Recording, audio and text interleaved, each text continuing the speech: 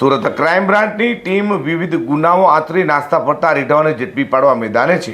ત્યારે ક્રાઇમ બ્રાન્ચની ટીમે બાતમીના આધારે વરાછાના ભવાની સર્કલ પાસેથી ભાવનગર ઘોઘા રોડ વિસ્તારમાંથી ચોરોમાં આવેલી સ્વિફ્ટ મોટરકાર સાથે રીઢા આરોપીને ઝડપી પાડ્યો હતો। સુરત ક્રાઇમ બ્રાન્ચની ટીમ સુરત અને અન્ય શહેર તથા જિલ્લાઓમાં ગુનાઓ આચરી સુરતમાં આશ્રય લેનારાઓને ઝડપી પાડવા મેદાને છે।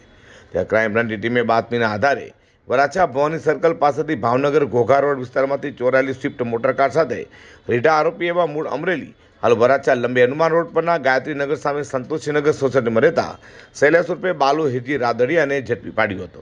તેની પાસેથી ચોરાયેલી કાર કબજે લઈ તેનો કબજો ભાવનગર ઘોઘા રોડ પોલીસ સ્ટેશને સોંપવાની તજવીજ હાથ ધરી હતી। તો ઝડપેલા રીઢા વાહન ચોર શૈલેષ ઉર્ફે બાલુની પૂછપરછ કરતા તેને જણાવ્યું હતું કે પોતે એક ઘરે જોબ વર્કથી સાડીઓ લાવી હોટફિક્સ મશીન પર સ્ટોન લગાવવાનું કામ કરે છે અને મિત્રએ આજથી 1.5 મહિના પહેલા મોટરકાર તેને તેના મિત્રએ Bhavnagar Ghogha road police station વિસ્તારમાંથી ચોરી કરી લાવી આપી હોવાની કબૂલાત કરી હતી।